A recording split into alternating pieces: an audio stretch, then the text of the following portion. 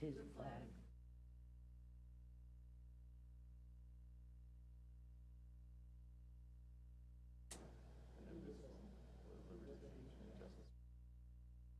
Welcome everyone to the June Committee of the Whole meeting for Community High School District 94 Board of Education. Mission statement, please. Community High School will ignite a passion for learning, foster leadership and responsibility, and empower all learners to live their personal best. Thank you. Rich, board agreements, please. Public comment. We understand that board meetings are meetings of the board held in public, not open forum town hall meetings. We will keep this in mind as we conduct our meetings, allowing the public to provide input at the time allotted on the agenda to ensure that multiple voices of the community are heard. The public has the right to participate in the meeting only during the designated public comment time. Individuals that would like to can address the board with a 5-minute time limit. Procedures for public comment are clear and available at the meeting site. The board president will welcome any guest and review the public comment procedures. Only the board president will respond to public comment during the meeting. The board president may recognize the superintendent for factual information. Thank you. Lynn, roll call, please. Mr. Brown? Here. Ms. Casey Muir? Here. Mr. Nagel? Present. Mr. Remus? Present. Ms. Chavez? Here. Ms. Murphy? Present. All right. Speaking of public comment, that brings us to our public participation section. This is the portion of our meeting where any member of the public may address the Board of Education on any topic. We welcome your comments and will listen carefully to your concerns. We will not be able to engage in a dialogue during public participation, but when appropriate, we will direct the administration to follow up. Presentations are limited to no more than 5 minutes per person with a total time limit of 30 minutes for public participation. If you wish to make personal charges or complaints against individual employees, volunteers, or students of the district, we request that you send the board your concerns in writing rather than stating those concerns during public comment. If anyone currently present wishes to make public comment and has not already done so, please fill out one of the comment forms in the back of the room and hand it to someone seated at the table. At this point, we have received no in-person comment forms. We have received one electronic request for public comment from Anna Yeli Gayton regarding electronics and handwriting. There have been different studies that show that electronics affect the developing brain of children and teenagers. Although they are great and make the job easier, I believe the students lose handwriting skills and opportunities to do research through actual books. They are so used to using ChatGPT and other platforms to support their studies. Writing on a keyboard enhances editing abilities, fluency in writing, and speed of output. On the other hand, handwriting involves intricate motor skills and neural pathways that greatly boost memory retention, reading comprehension, and the understanding of concepts. I ask to please consider the possibility of moving back to traditional handwriting and research. Thank you. Is that the one we had gotten last? That is the one that we received last, but it was noted to specifically be read at the June 2nd meeting. Just want to make sure that wasn't a new one. That was it. All right, that brings us to reports and information. Teaching, Learning, and Professional Development Report. I'd like to share with you some information about Imagine Learning, an online credit provider. Currently, District 94 utilizes Connexus, which is a Pearson product, as a credit recovery provider. Students who are enrolled in Wildcat Academy may be assigned Connexus courses that align to the classes they need to meet graduation requirements. In an effort to align district credit recovery courses to the essential standards that were identified by professional learning teams during the 25-26 school year, provide equitable access for multilingual learners, support the needs of students with individual education plans or 504 plans, and to implement additional safeguards to scaffold the academic integrity, administration researched additional credit recovery providers for the 26-27 school year. Edgenuity is an online curriculum provider that offers credit recovery and initial credit courses. These are aligned to state standards and NCAA requirements. Districts have the ability to customize a course to align to the specific standards as well as edit units or lessons. Edgenuity, or EdgeX digital curriculum, includes lesson modeling by on-screen instructors, multimedia content that builds background knowledge, explicit vocabulary development, read-alouds and translation tools, performance tasks, and cumulative assessments. Imagine Learning has designed EdgeX courses to support multilingual learners and students with IEPs or 504s. One of the features is the persistent translation, which is available into 130 languages, so that students do not need to manually translate a page. Math, science, and social studies courses have additional audio tracks in Spanish, and videos offer authentic translations rather than dubbing. And what I mean by that is that the students are able to engage with the Spanish language translation in a way where it's not, the audio doesn't match the video or something like that. It's really modern. These are courses that they have literally just created that we're going to be able to we would be able to access. Courses can also be enabled to offer a variety of features designed to meet the needs of students and legal requirements of IEPs, including text-to-speech capabilities, extended time, fewer answer distractors, a reduced number of questions, additional assessment attempts, alternate assignments, and the ability to pause and resume lessons.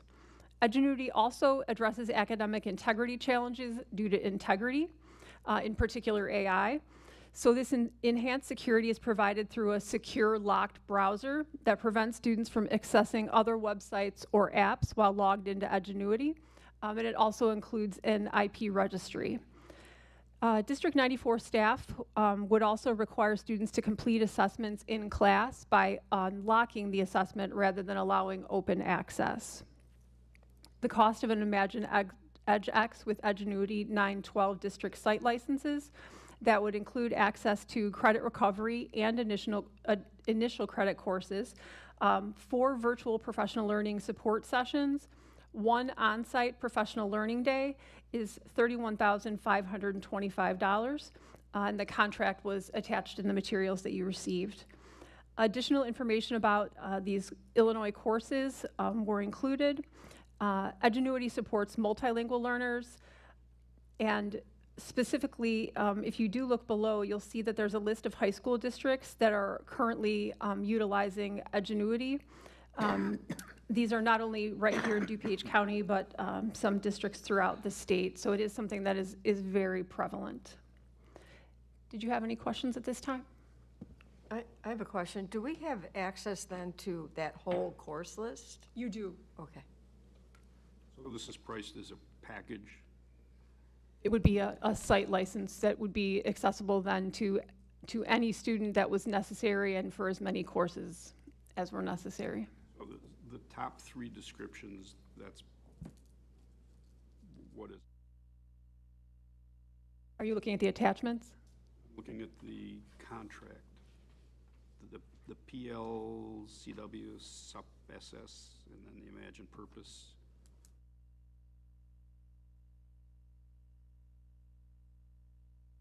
Quantity of 4 of one thing, quantity of 1 and 1. Oh, the virtual session? That Sure. says virtual session. So those are reflecting the professional development that would be provided if we were to use them.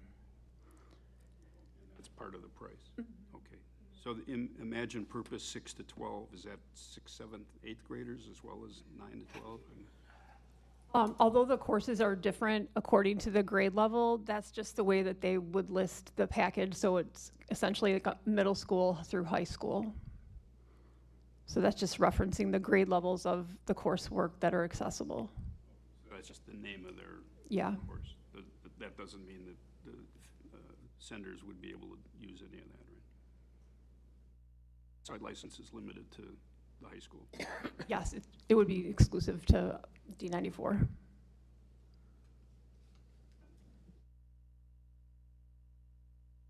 Anything else I could answer for you? I had a question, but I love the fact that it has so many different languages available. How many languages do we have spoken? I don't know the answer to that.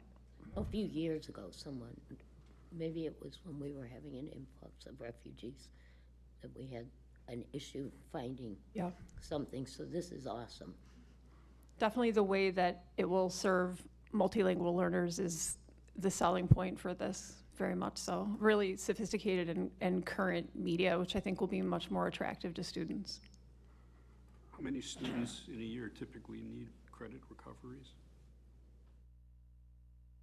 I don't think it's the same every year, but one of the challenges for us is if the students don't enroll in summer school, there are some of them that are able to be put back into courses during the school year, but they're also, I mean, there can be a significant number of students who are accessing that. I think last year, over the summer, there were 200 courses in summer school that were completed either through Connexus or an alternate format. So that was just the summer was 200. And what are we licensed to do? Because I see on says that they will audit enrollment count in the contract. Are we limited to a certain number? No, it's a site license. Uh-huh. What? Do you see where I'm seeing that? See where they have the total? It's right under that first line, under the total dollar amount. Yeah, I'm not sure why they include that on this contract. You are able to buy it by individual licensing, and so essentially what that would mean is you could purchase a number, and then if you went over, they would audit and they could adjust that. However, the difference in terms of usage levels for what a school like us would need as opposed to a site license, it's much more affordable to do it as a package. Okay, so that doesn't apply to us? No. Okay. That might be standard language from other sites. All right, thank you for that presentation. Definitely looking forward to a much more comprehensive and modern credit recovery program. All right, speaking of software renewals. Thank you. Per board policy 460, purchasing and contracts, we normally bring a list to the board every year that is in need of renewal. So the following contracts will be requested at the June 16th board meeting for approval. The Skyward, ClearGov, Gales Engage, School Links, and Wayground. So again, those contracts will come to the board for approval at the June board meeting. Great. Quest. Give me a second here.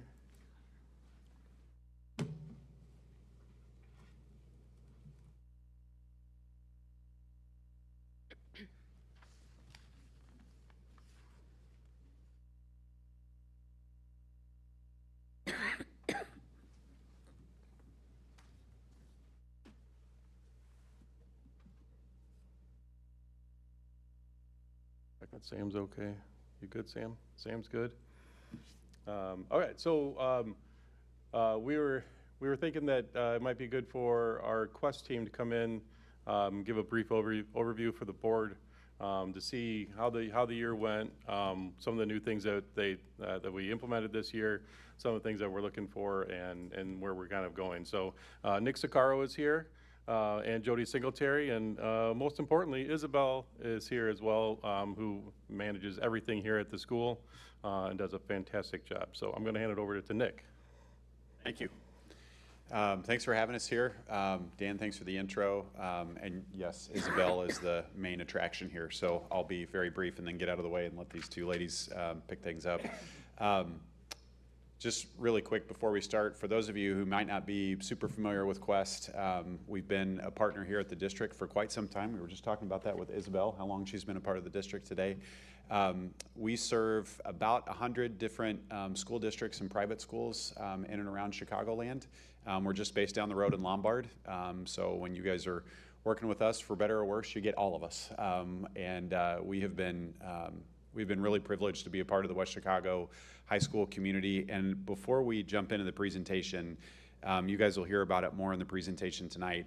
But I just want to acknowledge the work that this district does in taking care of students who are at risk of going hungry at night, on the weekends, and school breaks. We'll talk about it a little bit more in the presentation today, but truly the work that you all do sets you apart from your peer institutions. We work with a bunch of your peer schools as far north as Gurnee, out to Barrington, Batavia, down south to Joliet, fill in over to the lake, a bunch of schools on the North Shore. The work that you guys do to take care of students here is phenomenal, and it is not the norm. And I just wanted to call that out and congratulate you and thank you. Again, we'll talk a little bit more about that tonight, but it really is unique. So thank you for allowing us to be a part of that. All right, I'm going to turn it over to Jody for a minute. I'll hop back up, and Isabel too. Isabel's really excited. She wanted to do the entire presentation. We told her she couldn't. She's very nervous, so be nice to Isabel. All right, you're up.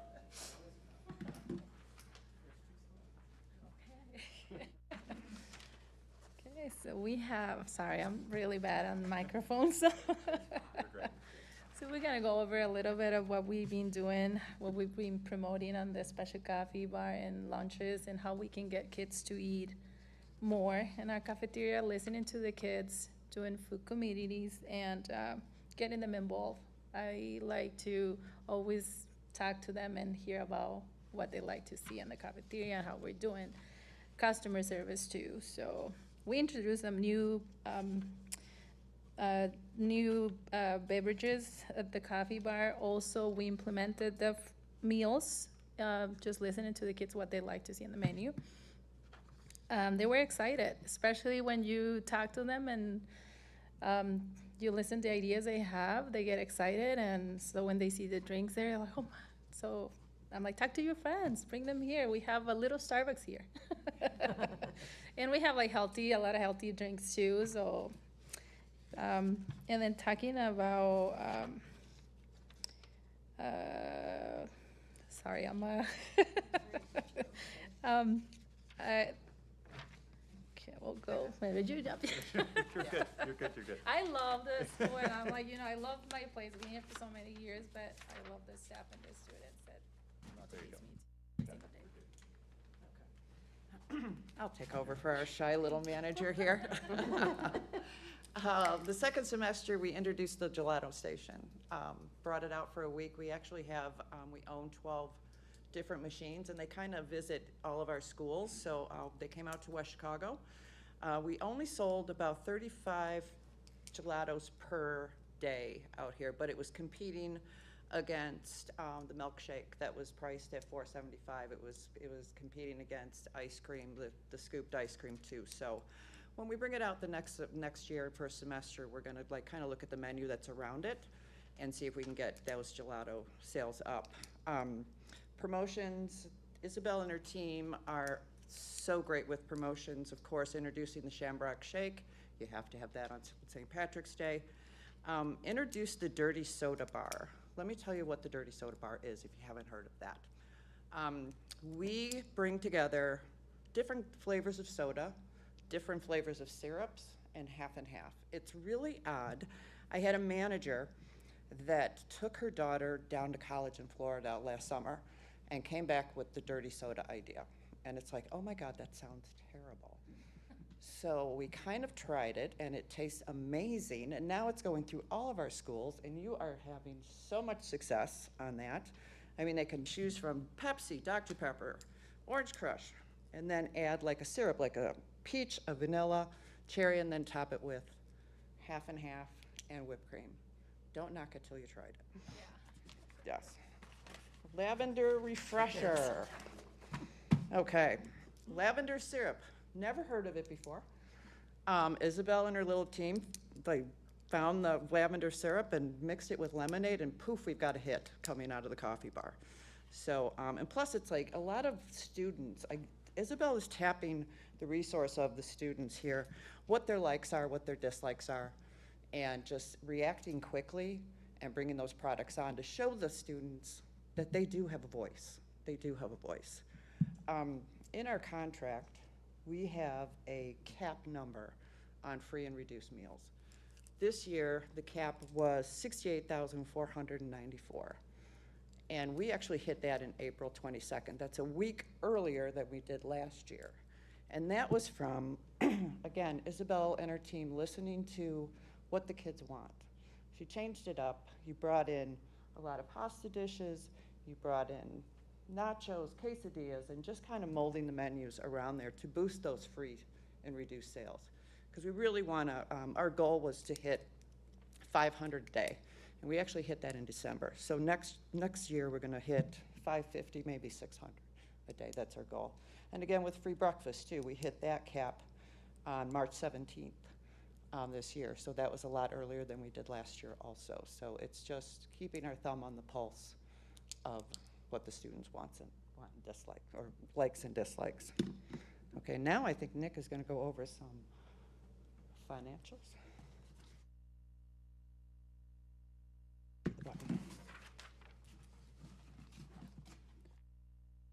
So one of the things I'll just call out at the bottom here, you see the pasta dishes and the nachos and the quesadillas. I think one of the things that Isabel and her team do so well here is work the menu around less expensive ingredients, but still a lot of made from scratch options. If you guys ever have the privilege to see what the team is doing as they're preparing for lunch here, there is a lot of food that is prepared from scratch here, and I think they've done a tremendous job of, as we all know, as we see on the graph that we've got on the right here, how much beef pricing continues to grow. We've seen beef prices move up. I know there was a lot of conversation about that last year nationally. Beef pricing this June is still up about 13% over where it was last year, so we're not seeing a lot of relief there. Poultry pricing has flattened out a little bit, but one of the things that we're all watching very closely right now is what's going on with fuel prices and how much that is going to impact what comes in the fall semester and perhaps the spring semester. Again, Isabel and her team, I think, do a tremendous job of continuing to adjust the menu. You might see something like a quesadilla that might not sound all that special, but they're bringing in things like raw whole muscle chicken and breaking that down and preparing it from scratch in-house. And one of the things that they really do a great job of to try to keep prices as affordable as possible for students.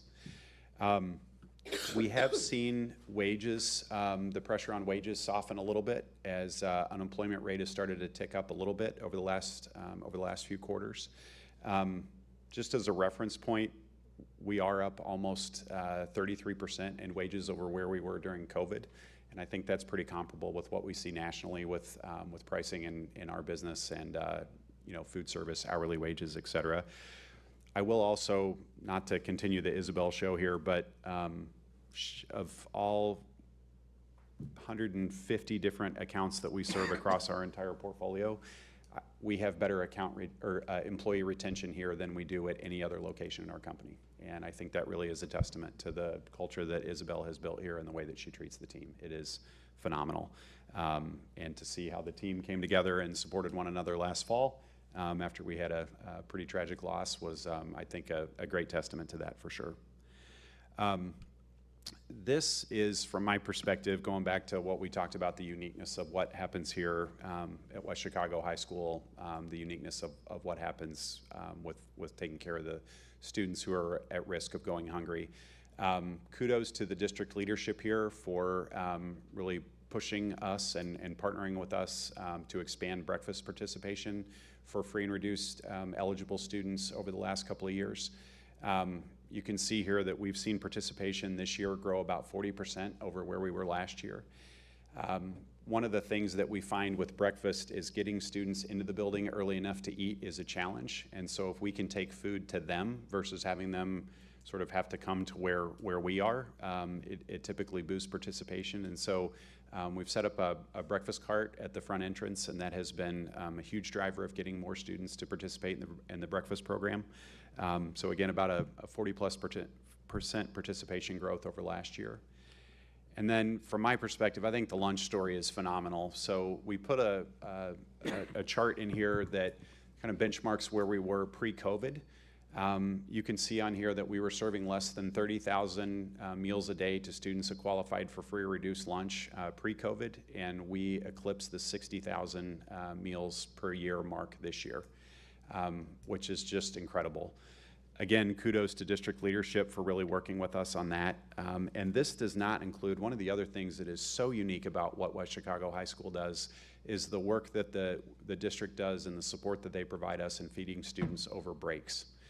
This is super unique. We do not have a single other school that we work with, again, over 100 K-12 schools, districts and private schools that we work with that serve students over breaks like this. Really is phenomenal work, and I think the way that Isabel and the team continue to listen to students and adapt the menus to things that they're looking for. And again, things like a quesadilla may not, on the surface of things, on the face of things, may not sound like, you know, is that a healthy option? Is it not a healthy option? But when we're bringing in fresh product, making it from scratch, it's something that we feel proud to serve. If you guys have been out here during lunch, the made-to-order panini station where students get to pick what's going on their food, so that if they're students with allergy issues or dietary restrictions, we've got, you know, all fresh lunch meat, produce, all those kinds of different breads that they can pick from. So it really is trying to take things that are kid favorites, use fresh ingredients, use whole ingredients, make it from scratch, and serve it in a way that's going to be appealing to the students. And I think this is a tremendous example of the work that Isabel and her team do to make that happen. All right, last one. What we got coming up for the next year here? Actually, food committees. Let's talk. Committees are our greatest tool to get the feedback from our students, because feedback means so much. They kind of gear us towards where the menu goes based on their likes and their dislikes. We like to do a food committee once a semester, sometimes twice a semester, but always being out in the cafeteria also talking to the students daily. That's where we really get our information. With the food committees, we can actually roll out new products and test them on the students, and if they like, they're kind of like our best marketing tools. They go and they tell their friends. And then the next day when we roll that menu item out, we've got more of a group, and then word just starts to travel. So keeping our thumb on the pulse on the students is a major responsibility that we take very, very seriously. We also get a lot of feedback from, of course, conversations, and then sometimes students write articles about it. And we take everything that the students say very seriously, and we actually had an article written this second semester that we took a lot out of. That's why for next semester we're going to be rolling out a build your own burger, you know, because that was prevalent in the letter. Hot breakfast, more hot a la carte items. Isabel's already working on that. A lot of more made to order, made from scratch on that.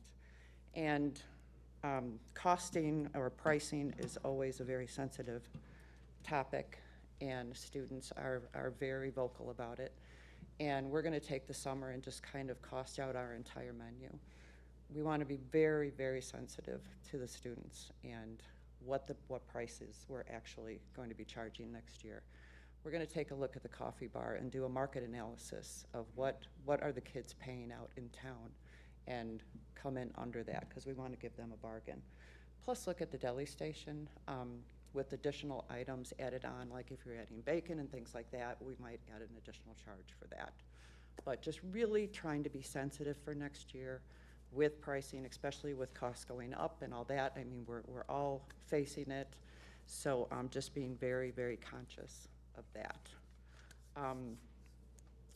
That is the last slide.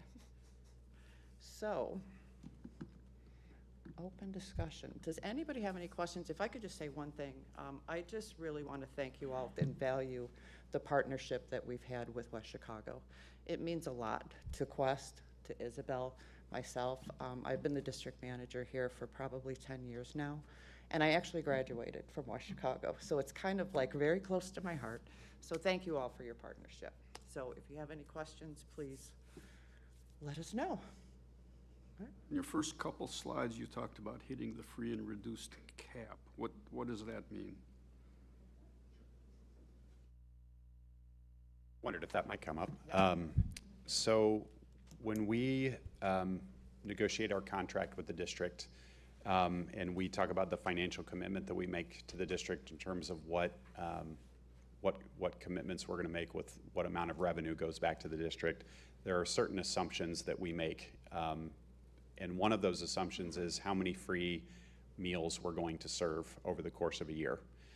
And that is based on prior contract numbers and historical data. And once we hit that cap each year, then we bill the district for a cost for each meal served over that cap. Now, as we start the new contract next school year, correct? That floor has changed. It's moving up to kind of reflect the growth in the free meal program. So that number is moving up. over where it's historically been, but that's what the cap means, is basically we're contractually obligated to serve however many free meals the district requires. At a certain amount, we get to bill the district for that number of meals. So hitting the cap is good for the standpoint of the students are getting meals, but not necessarily good for our bottom line. Correct. Okay. And then there was also something about the free and reduced stations. We have a separate free and reduced station from It's a good question. the regular ones? The students have access to options at every station that we have in the cafeteria. So the way that we market it, is it named after the school mascot here? Yeah, so it's a Wildcat meal is how it's labeled. So any student can get a Wildcat meal. It's basically like a value or a combo meal. And the only people who know if it's a student who's actually paying for that meal or if they're getting it for free are the cashiers when they go through the line and the student hands the cashier their ID. Okay, so it's not two different lines that would stigmatize the students going Correct. through the free and reduced. Right, we want to avoid that at all costs. So if we have, 5 or 6 stations in the cafeteria, every student, regardless of income, have choices at every one of those stations. So we'll have 5 or 6 different value meals in a day. And then if I'm going through the line and I'm a free eligible student, I hand the cashier my ID, there's no charge. If it's Jody and she's a full pay student, hands the cashier the ID and the money is just taken off of the student's account. Good question. I just want to say a huge thank you for all that you do. Isabel, thank you for looking out for our students and taking their choices under consideration. And a big thank you to Dan for facilitating all this and making this happen. I had no idea we were the only school to provide meals during breaks. And that I thank Dan for that. Thank you. Quest also does the faculty food?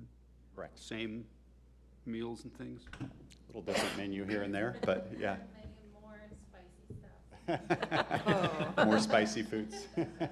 And what's the feedback on them? Is there a faculty committee also that sets menus and stuff?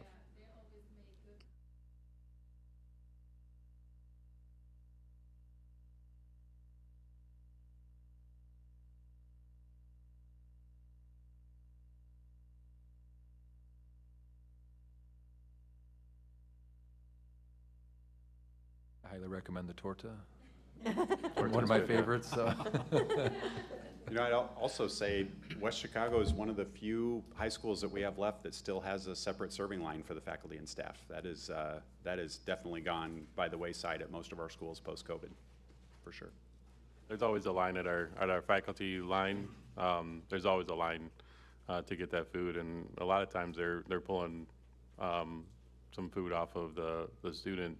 They're like, can I go get some curly fries? Can I get a slice of pizza? Something like that. There's always people at that faculty line. Thank you for your presentation, and thank you for serving quality food to our students and our faculty. Thank you. Thanks, Dan. Thank you, Nick. Thank you, Jody. And thank you, Isabel. You did great. All right, that brings us to NPPFA benefits, 403B 457 plan documents.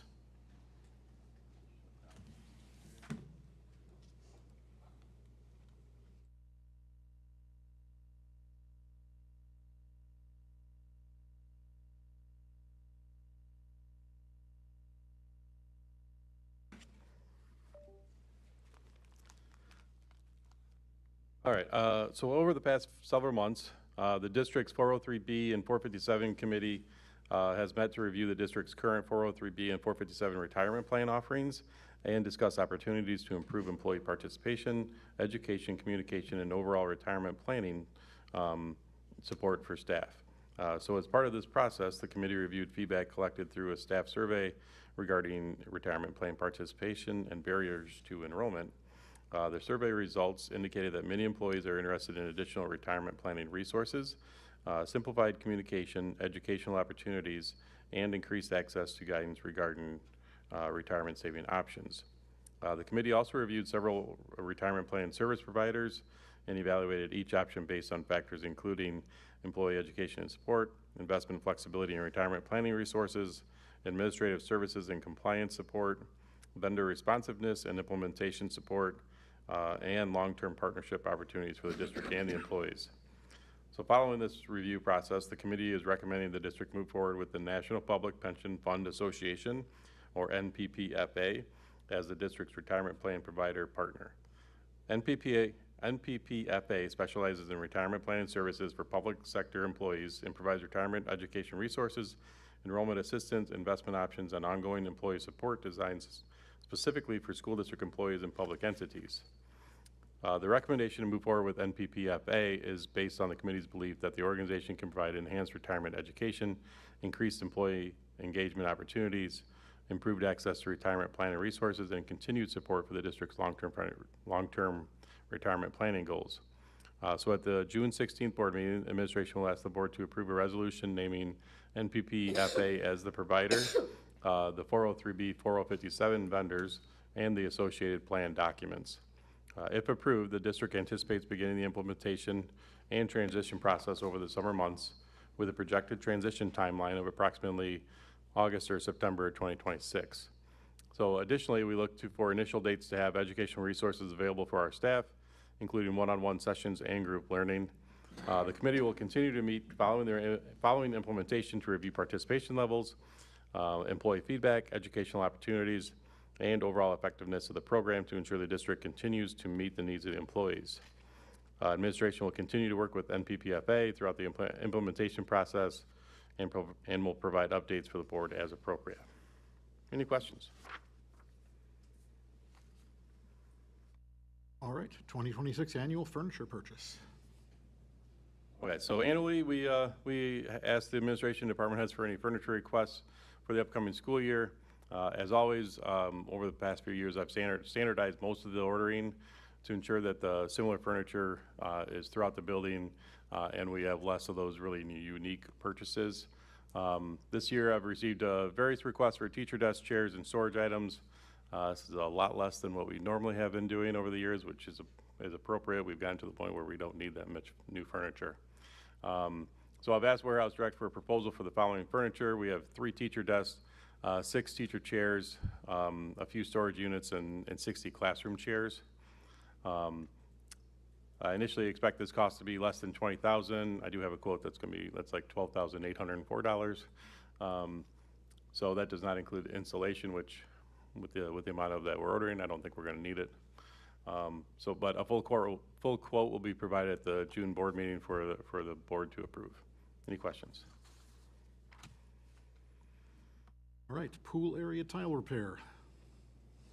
So each year, the pool area, including the locker rooms, are inspected to determine if tiles are needed to be repaired or replaced, along with the regrouting of the areas. Royal Tile Installation has completed this type of work for the district since 2018. Costs can range anywhere between $7,500 to $17,000 each year. The inspection from Royal Tile Installation found various areas needing attention this summer.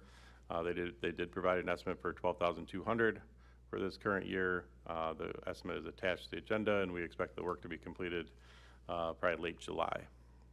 And I will bring that to the board for approval at the June meeting. Any questions? Pride Spirit Pump Partnership Agreement. Community High School District 94 has participated in the Pride Spirit Pump program in prior years as a fundraising opportunity to support student athletic programs. I'm going to backtrack a little bit. So there's the Pride gas station that's at the corner of Route 59 and in North Avenue 64. And so that's the Pride gas station that we're talking about here. So through this program, the Pride stores design, install, and promote a branded spirit pump at their West Chicago location. A portion of fuel sales generated through the designated pump is donated back to the school. Historically, the program has generated approximately $2,000 to $3,000 annually for athletic programs and student activities. Pride covers all the costs associated with the design, production, installation, and promotion of the spirit pump. The proposed 2026 agreement expands the school's responsibilities by requiring specific promotional activities, including social media posts, newsletter mentions, email communications, website promotion, event recognition, and other efforts intended to increase community participation and fundraising success. The proposed agreement would continue a successful community partnership that has provided financial support for students while also encouraging community engagement. Under the agreement, Pride stores would donate a portion of fuel sales from the designated spirit pump during a 3-month campaign period. For this year, all proceeds are planned to go towards the 100-year anniversary celebration. In exchange, the school, again, would have to commit to a defined promotional plan that includes social media activities, school communications, website promotion, and recognition opportunities at athletic events. Because the agreement requires the district to provide promotional consideration to private business, administration believes board review and approval is appropriate and consistent with district policies regarding advertising and sponsorship activities. So at the June board meeting, we'll ask for the board to approve that agreement. Is the administration comfortable with our responsibilities? Yes. That works directly with the district, not through the booster club or the foundation or anything? Correct.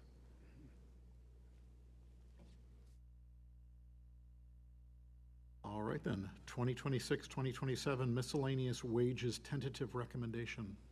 And it is a tentative recommendation regarding our miscellaneous wages. And we're looking to bring this formally to you on June 16th at the board meeting.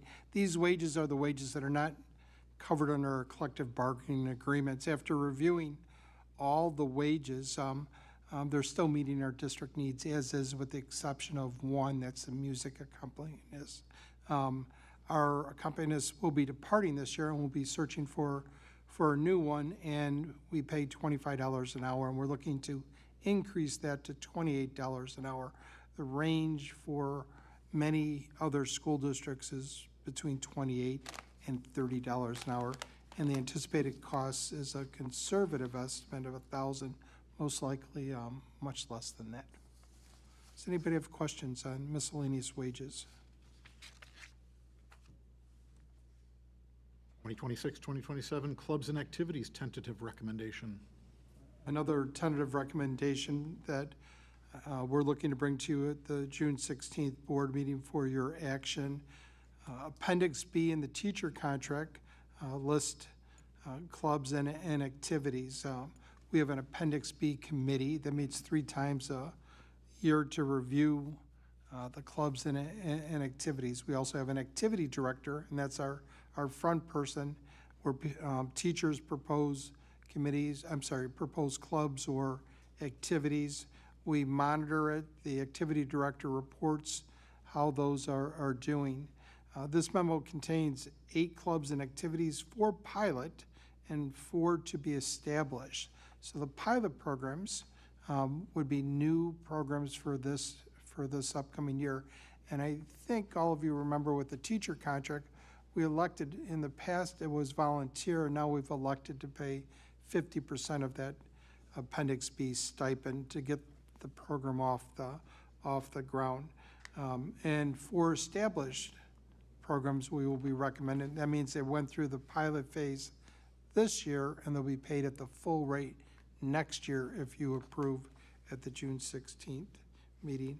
The approximate cost for these 8 clubs, 4 pilot and 4 to be established, is approximately $15,000. Does anybody have any questions or comments on the activities and clubs?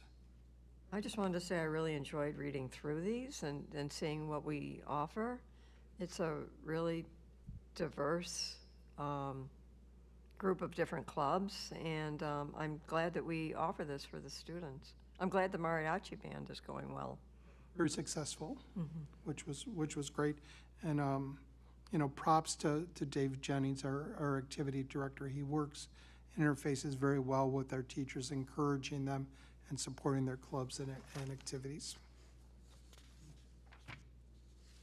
All right, that brings us to 2026-2027 support staffing tentative recommendation. All right, another tentative to be formally recommended to you at June 16th board meeting. Last year, we recommended as an administration to you as the board 2 support staff positions. That was an administrative assistant to support them in the school office, and a family liaison position. Both were full-time, and they both have worked out extremely well. This year, we would like to recommend 2 additional positions, a staff nurse and a family liaison, a second family liaison position. The staff nurse, we currently employ 2 nurses at our high school, 1 full-time professional educator licensed nurse, which I'll reference as a PEL, P-E-L nurse, and 1 classified, 1 support staff nurse that I'll reference as a support staff nurse. So the PEL nurse is in our teacher contract, and the support staff nurse is in our support staff contract. This year, our numbers have more than doubled as far as student traffic in the nurse's office. The PEL nurse is responsible with the support staff nurse for those walk-ins, but the PEL nurse also has additional responsibilities, and that comes with requirements for special education and IEP meetings. We did change part of the contract, the teacher contract this year, because our PEL nurse was working 0 hour and sometimes after school 11 hour. And so we added, not a stipend, but we added compensation when that happens. This recommendation is for a staff nurse, and that, again, that's a support staff nurse. That's the one that would fall into the support staff contract. In not next year, but the year after, you approved a nursing program, and we are looking strongly at the possibility of using our PEL nurse to help support part of that program. So this recommendation comes to you at this time for both the support in the nurse's office, because the traffic is more than double, and the demands on the PEL nurse, which will even increase more the following school year with the nurses program, depending on how that specifically plays out.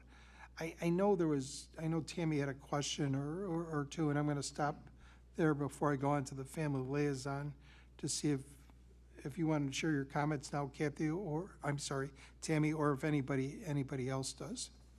I am a little disappointed that position is not another PEL CSN, and it's just an RN. And I think what I mentioned to you was it would be probably a benefit to us if during that hiring process, either the one that's currently here, the RN that's currently here, or that one, would be willing to go back and do that certification process to have that second PEL, because she's already in demand. And the recommendation for the Illinois and the National Association of School Nurses, the ratio is 1 PEL to 750 students, and clearly we're way out of that ratio. So hopefully at some point, especially when she gets pulled to teach that class, that we would have that second PEL at that point if she was hired with the intention of possibly moving forward with that. And I appreciate those comments, and I thank you also, because you helped me learn a lot about nurses this year, so thank you. Will she be actually teaching the course, though, or just popping in every now and again for support? So I'm gonna ask Mary if she wouldn't mind speaking to that. And we don't have her queued up exactly yet. I mean, the class is still being planned and so on, but it's a logical option that we're going to be looking at. But Mary might have some more insight. It's a requirement to have both, so whoever would teach that course not only has to be an RN, but they also have to be certified as well. So then it's almost like she would be pulled from this position to that position. So then we would still have 2 staff nurses, support staff nurses, basically taking care of the building. We're anticipating, although obviously we can't predict, that we would probably run 1 section, most likely the most 2, So that would be potentially 2 periods out of the school day if we were to have enough students to be able to So run it's not it. the whole day No. she'd be gone? Mhm. Okay. But you make a good point, Tammy, yes. An excellent point. Yes. The knowledge I have at school, nursing through these many years has come from you because you are an expert at What I do every day. what happens within a school. So I have a lot of respect for what your suggestion is for what's best for our students. All right, well, I appreciate the comments and the feedback. Thank you. And we'll keep you abreast on how things go.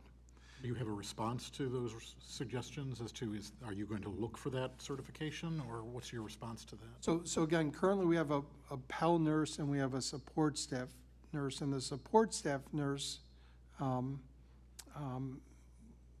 is in a program, I am told, to become a Pell nurse, and Board Member Tammy's recommendation to look for candidates that would be open and willing, or maybe even in a program, I think is an excellent suggestion, because who knows our needs, that are gonna be in 2 years. Oh, but the or one we 3 have years, is or- already in a program? Yes, that's what Oh. I'm told. That's good to know. That's good to know. How long- many, Oh, I'm sorry, yeah. how many students in special ed do we currently have who need significant nursing support throughout the day? And not just in, because we also have transition, where some of those students always need it, but like how many total, and do we have any idea what our needs will be in special ed next year? So it's a great question. To support a child in special education, and those that are smarter than me and more knowledgeable than me in the room, please correct, you don't need to have a Pell nurse. Anytime a registered nurse could support a special ed student. Where we need a Pell nurse in special ed is the mandated federal regulations, being part of the IEP team and so on. And that's time consuming. Special ed likes to meet a lot. I think my concern is not that we need a Pell nurse in special ed, but if the support nurse is covering for the Pell nurse while the Pell nurse is teaching and supporting the nursing program, then the special ed, or the support nurse is the only one covering special ed and our regular nurse. So, to me, it would make sense to have 2 Pell nurses and 1 support nurse, so we can alleviate some of that, if we can keep the support nurse focused on special ed, because that can be heavy-duty lifting in there. And I don't mean manual lifting, I mean caregiving, but then not be taking away from the rest of the student body who may need I think someone. we're in a unique position to where everyone in the room, I'm hearing, agrees that we need another nurse, whether it's a Pell or support. Let us take this back and talk to our nurse Kathy, to get her input some more, and then the recommendation could change to a Pell at the June 16th, or it could stay as a support, but we'll communicate that with the board. But either way, we're gonna bring forward a recommendation to add a nurse. What that looks like, let us go back to Kathy and talk to her about her needs. And I would be, during that conversation, I would be very curious to know where the other one is in the process. It is, if she's already a BSN, it's a year by the time she gets done with the clinical pieces.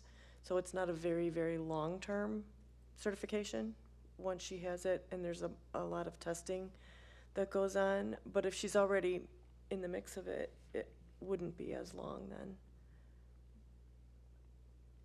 With the nurse situation as tight as it sounds, what do we do in the case of a nurse being out for a couple days sick? Do we have like a substitute nurse? We've tapped into someone we can call contracted in? service. Okay. We'll try to tap into our cooperative. usually, you know, they're stretched over there too.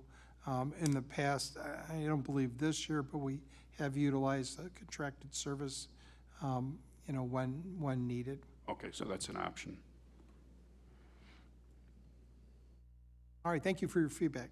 The second support staff position is a second family liaison position, and I know even less about family liaison position than a nurse, and so I brought an expert, Dr. Puello, who's gonna talk about the position of family liaison. I appreciate that. So one of the, as was just mentioned, one of the areas where we're looking for a tentative recommendation is to expand the support that we have in our outreach department. So our outreach department was created during the 24-25 school year, and that started with the addition of our outreach coordinator. And the goal of that department is to strengthen communication and partnerships between the school, families, and the community.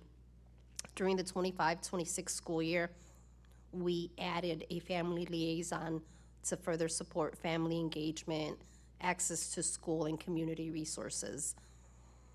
For the 26-27 school year, we're seeking approval to add an additional full-time family liaison. We want to continue expanding our outreach efforts and continue supporting families across the district. Our family liaison supports the partnerships between our families, the school community. They focus on communication, increasing family engagement. They hold family engagement events. They support with BPAC. They connect our families with resources. They collaborate with our feeder schools. They support with attendance, McKinney-Vento. They are doing a lot. So those are just a few of the things that they're doing, but they're very, very involved. And so really the addition of a second family liaison, it's gonna further enhance our outreach efforts and allow us to be able to provide additional families with support. And we also wanna continue to utilize them to help support our attendance efforts. Very glad to hear that we're expanding our family liaison staff. And so the total cost of those two positions, if the nurse is a support staff, are approximately $50,000 apiece plus benefits.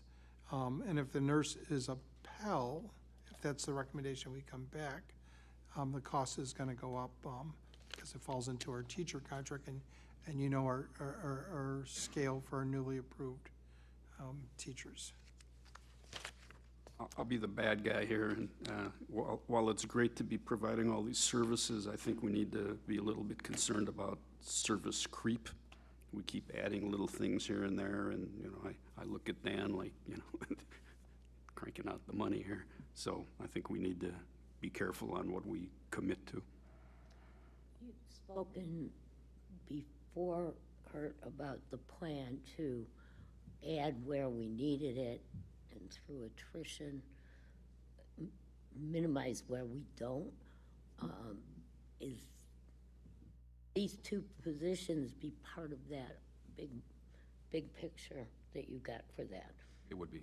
So the Family Outreach Department, 2 years ago when we first presented this, it was going to grow based on the data that we received, right? So if it was having a positive impact and we knew there was more work out there than staff that we had, we'd come back to the board to request another one. And that this is part of that plan. I don't anticipate going much higher. The numbers might dictate one more, and that would probably be sufficient to meet our needs. But it might show us at the end of next year that the three, if the board approves this third one, that the three is sufficient. The nurse is one that I was not expecting, because it's not an area of expertise for me, and it's not an area that I dove into. And quite honestly, I didn't hear much about the need until we started diving into it. Tammy had brought it up earlier this year, and we started diving a little bit deeper in with Carrie and with our nurse Kathy, and we looked at the numbers and we're like, oh, how did we not see this? So that's on me. We should have saw that earlier. So now we're trying to fix it.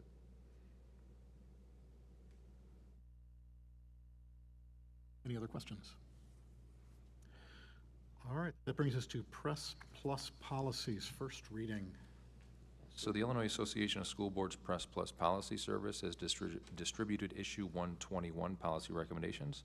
Our district leadership team has reviewed the recommendations and have summarized our suggestions on the summary sheet. After receiving feedback on the recommendations, we'll place this on the agenda for a second reading and approval for the June 16th, 2026 regular Board of Education meeting. So the recommendation at this time is to review issue 121 and share feedback prior to the June 16th board meeting. I know Rich has already had a chance to review it, and he and I have a date scheduled, maybe later this week, to go through some of his points that he'd like to see. I think we talked about maybe tonight even. A lot of what I've reviewed, there's some nitpicky comments, but one thing I want the board to think about, there's a couple of policies where we use student and children interchangeably. Since we deal with anybody from about 16 to 23, 24, it seems odd to be calling our constituency children, if not insulting. But the other weird thing is that the state and federal statutes entitle their statutes children. So somehow we need to figure out where we draw the line at what's a student and what's a children, and have our policies aligned and consistent. I'm a consistency kind of a person, so we need to think about that. Any other questions or comments tonight regarding Press Plus issue 121? All right, that brings us to policy 6:315, high school credit for students in grade 7 or 8.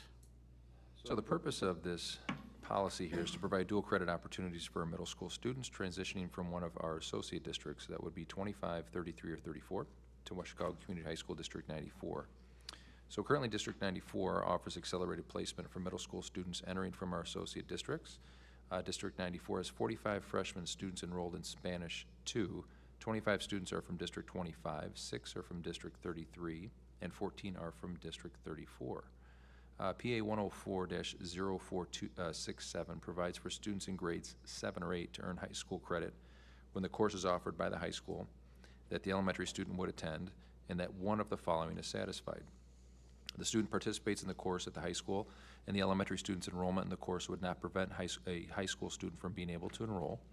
Or the student participates in the course where the student attends school, as long as the student passes the course and the end of the year course examination given at the high school, granting the credit for the same course demonstrating proficiency at the high school level.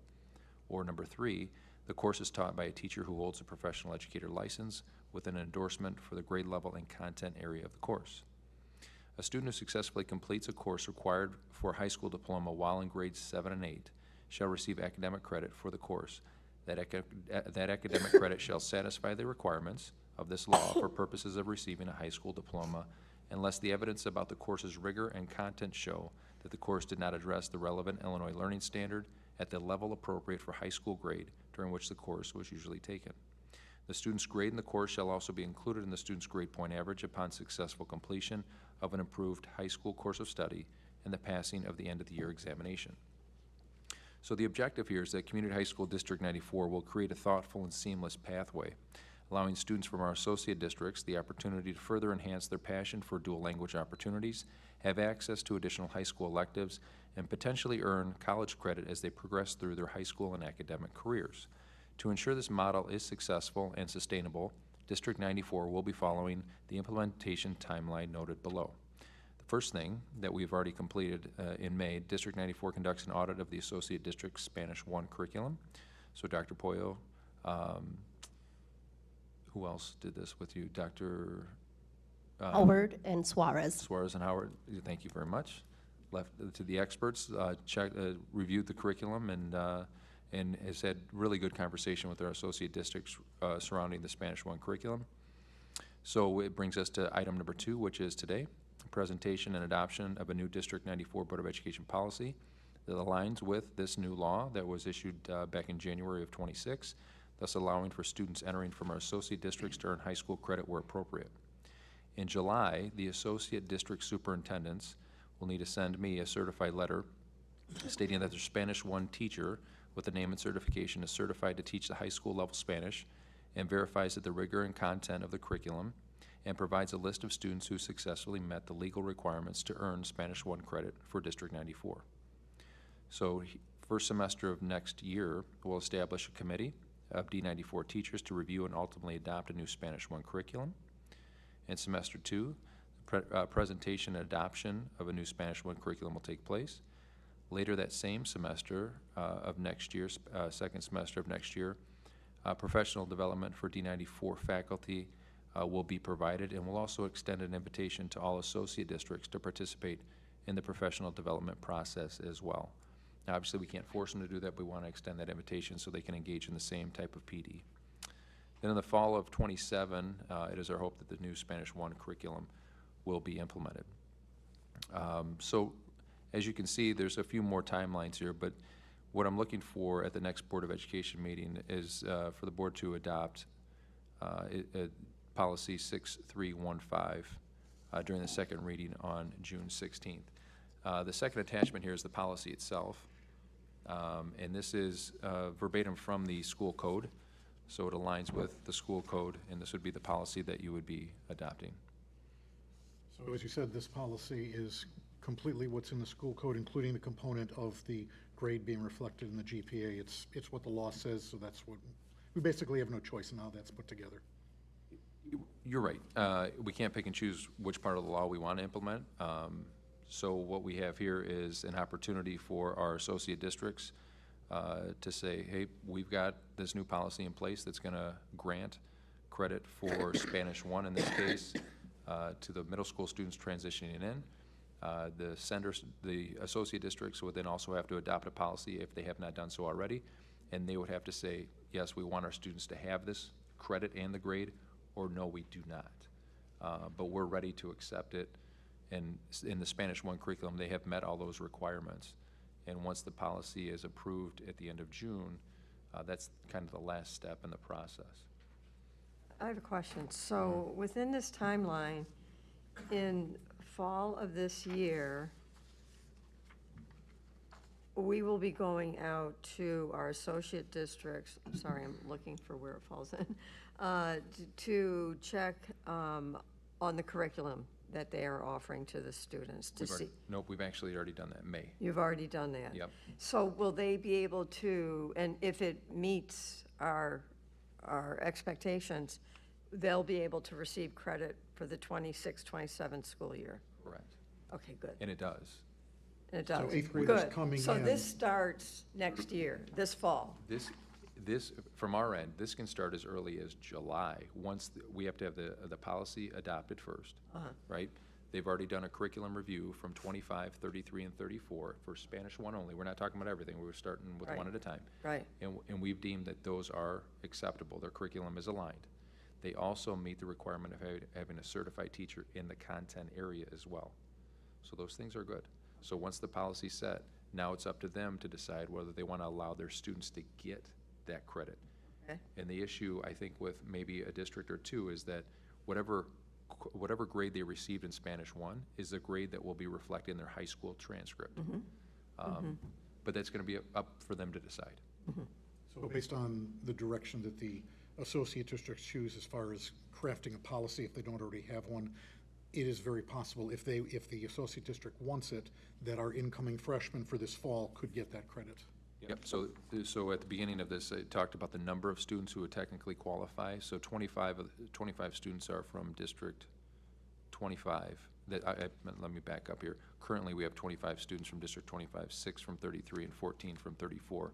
The data coming into this year, I have to double check on what that data is, but it's very similar in numbers towards not a lot of students, but it still is. It's a good number of students who have successfully completed that curriculum.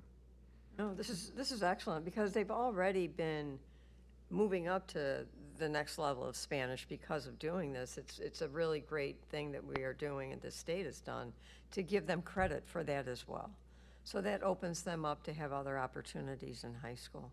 Yeah, thank you. And those other opportunities, it might not be world language, or it Right, might. it could be anything. It could be anything. Yeah. Yeah. It's good to have room in the schedule, especially with all these fantastic new classes that Yes. are constantly being added to our curriculum. Thank you very much. So as a dual credit course, we talked about the grade point average. The grade will count in both the middle school grade point calculation and the high school calculation. And then eventually, as we move forward, what happens with weighted grades? We have to modify this policy somehow outside of the. Not a weighted grade. This would go in as a Spanish 1 grade. Right now, but you said, as we move forward, other classes might be a little more sophisticated or accelerated. Will this? There would never be a scenario, well, I shouldn't say never, right? I don't want to use that. As it pertains to this policy, there wouldn't be a scenario that would allow us to give them a weighted grade. There are other individual students who are exceptional learners that we have that come here now. I want to say 4. For math. Yeah, 3 or 4 students that come here that are middle school students that come here and take an accelerated math here. And that is weighted. They're actually physically coming here. Those are our exceptional learners. And they're getting high school credit. They are getting high school already. credit and the grade Okay. already. And that's all, we've been doing that for a number of years. So the difference is they're getting high school credit, but not middle school credit. So it's not a dual credit. In other words, what makes this policy separate from what we've been doing? Because we're allowing them to take the class at their school. This is not being taught here, it's being taught at the Okay, middle so school. the difference is we're bringing some students from the middle school. Here, they're being taught as if they were sitting as freshmen or sophomores in high school. So it's not dual credit, it's high school credit. It's high school credit, but this policy pertains to getting their credit there in middle school, but more importantly, getting their credit here in high school. Right. So this policy is specifically for dual credit opportunities. Okay. Doesn't cover students that are basically leaving the middle school for a period and coming here and being taught as if they. Well, an element of that, item number 1 does cover that, but we've already been allowing that before this policy, which is acceptable by school code. The one-offs, the really high-level learners that are taking pre-calc as an 8th grader.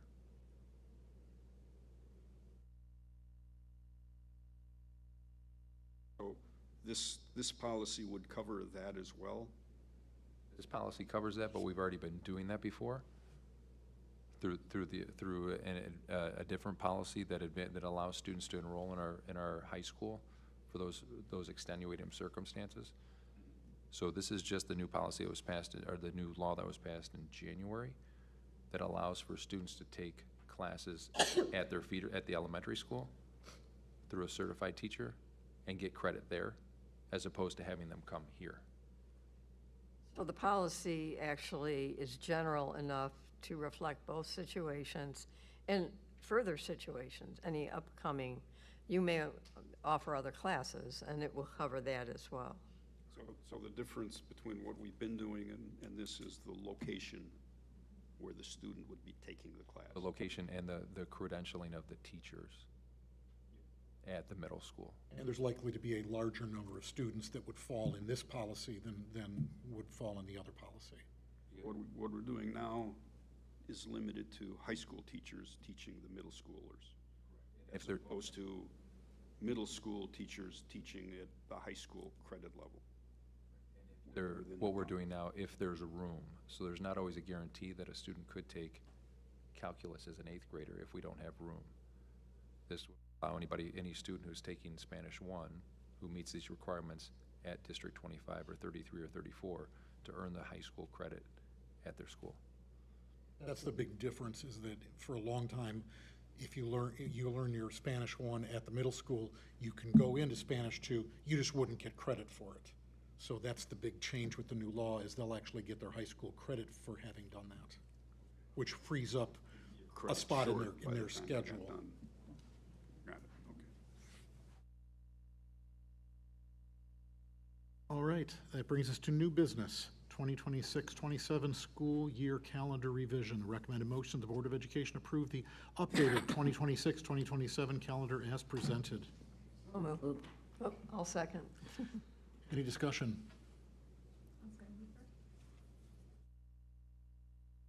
Kathy first, me second.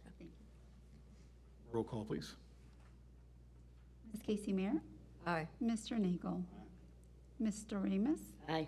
Ms. Chavez. Aye. Ms. Murphy, Aye. Mr. Brown. Aye. Motion carries. 2026-27 Board of Education meeting date, Election Day. The recommended motion that the Board of Education approve moving the November 3rd, 2026 Committee of the Whole meeting to November 4th, 2026. All moved. Second. Any discussion?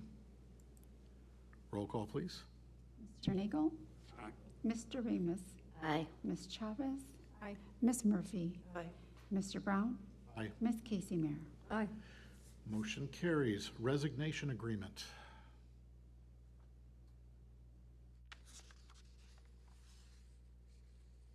So you have in your packet a resignation agreement, and it's the administration's recommendation that you approve it.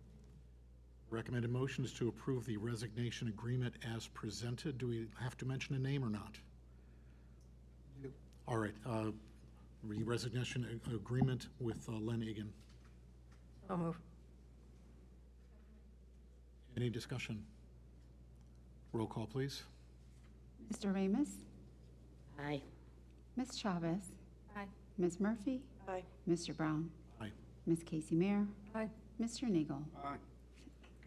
Motion carries. That's the rest of our business, and I'm happy to report that there is no need tonight for closed session for the first time in quite a while. So is there a motion to adjourn?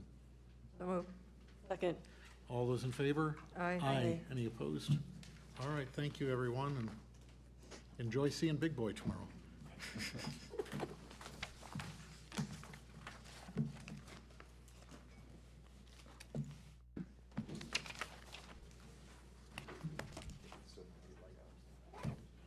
That's true. Yeah, that's a good point. It's been a while since it's been light out at the end of a.